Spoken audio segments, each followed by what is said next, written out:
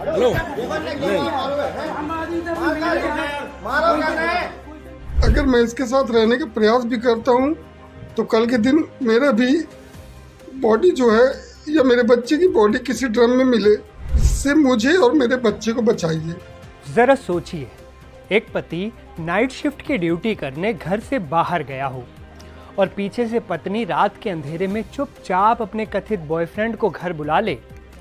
रात के वक्त दोनों अंदर घर में बिजी हों और इस बात की जानकारी किसी तरह से पति को लग जाए, तो फिर क्या होगा?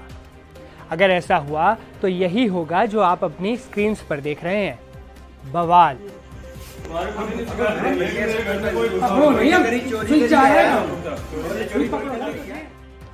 पूरा मामला यूपी के झांसी जनपद का है और पवन और उसकी पत्नी रितु वर्मा से जुड़ा है।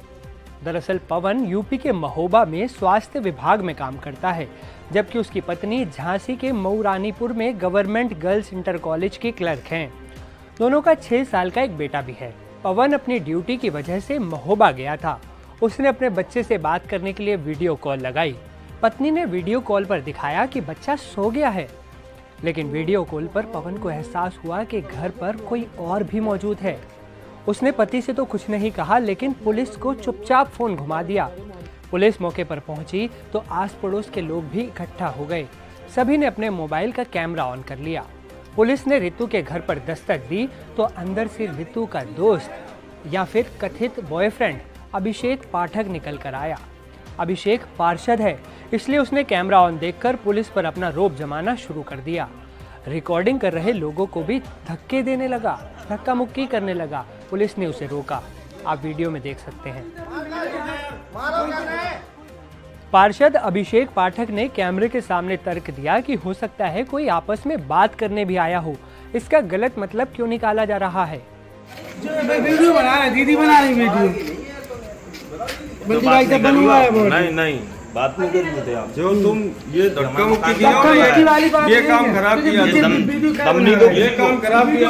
कुछ गलत काम हो रहा था क्या? हम अपनी बातचीत करने आए होंगे, आ नहीं सकता क्या? नहीं करना चाहिए। क्या काम किया मैंने गलत? तुमने वीडियो क्यों बनाया? गलत है, गलत है, गलत है। हालांकि अभिषेक पाठक की ये दलील ज्यादा देर तक नहीं चली और पुलिस उसे बाइक पर बैठाकर अपने साथ ले गई, जिसके बाद अभिषेक पाठक का दोस्त पुलिस की बाइक के पीछे पीछे दौड़ता हुआ नजर आया। वहीं पति पवन ने बताया कि उसकी पत्नी पहले से ही दूसरे लोगों से चैट करती थी, लेकिन समझाने पर भी नहीं मानती थी। मैंने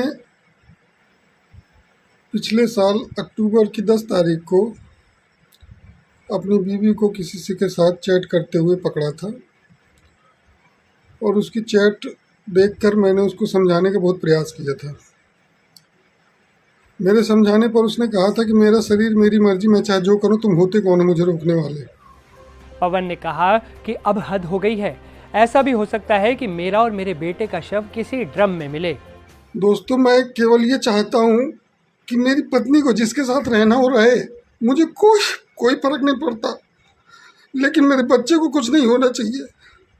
मेरा बच्चा मुझे मिल जाए, उसको नाजायज संबंध रखने ही किसी के साथ रखे, क्योंकि अभी तक तो मुझे शक था, अब क्लियर हो गया है कि वो ऐसी ही है। और इसके पहले भी मैं कई बार उसको पकड़ चुका हूँ, रात में किसी न किसी से बात करते हुए कई बार समझा चुका हूँ। हर बार मैंने माफ़ किया है, इग्नोर किया है, लेकिन उसने कभी भी आज तक अपनी गलती नहीं मानी। हमेशा मेरे ऊपर ही प्रेशर बनाती रही और मेरे घर वालों को दहेज हिंसा और घरेलू हिंसा के मामले में फंसाने की धमकी देती रही।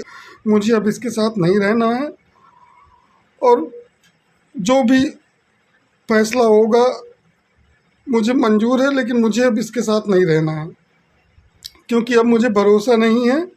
हो सकता है अगर मैं इसके साथ रहने का प्रयास भी करता हूँ तो कल के दिन मेरा भी बॉडी जो है या मेरे बच्चे की बॉडी किसी ड्रम में मिले, और मैं ऐसा बिल्कुल नहीं चाहूँगा। मतलब ये कि मेरठ के सौरभ राजपूत जैसे हत्याकांड का डर पवन को भी सता रहा है। जैसे मेरठ में कातिल मुस्कान ने अपने नशेड़ी आशिक साहिल के साथ मिलकर अपने पति सौरभ की हत्या कर दी थी और शव को नीले ड्रम में सीमेंट डालकर जमा दिया था, उसी ड्रम का जिक्र पवन ने भी किया। वहीं पुलिस का कहना है कि अभी तक पीड़ित पति की तरफ से कोई मुकदमा दर्ज नहीं करवाया गया है। अगर वो आते हैं, मुकदमा लिखवाते हैं तो कार्रवाई जरूर होगी। आकर के थाने पर एक लिखित प्रार्थना पत्र दी कि मेरे पेट में दर्द था और मैंने दवा के लिए बुलाया था और मैं इस पर कोई कार्रवाई की आवश्यकता नहीं है।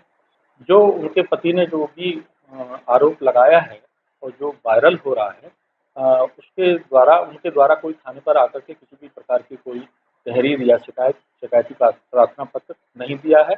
आने पर आवश्यक कार्रवाई की जाएगी। उधर पत्नी रितु वर्मा ने थाने पहुंचकर एक लिखित पत्र दिया और अपने कथित बॉयफ्रेंड अभिषेक पाठक को बचा लिया। पत्नी ने थाने में लिखे अपने पत्र में बताया, मेरे पेट में दर्द था और मैंने दवा के लिए इन्हें बुलाया था।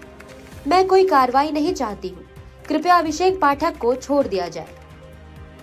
अब आप हमें बताइए, आपको क्या लगता है कि गलती किसकी है? क्या पति को गलत शक हुआ या फिर पत्नी की ही कोई गलती थी? अपने विचार हमें कमेंट में ज़रूर बताइए। इस वीडियो में फिलहाल इतना ही। देश और दुनिया की तमाम बड़ी और अहम खबरों के लिए आप देखते रहें NDTV इंडिया।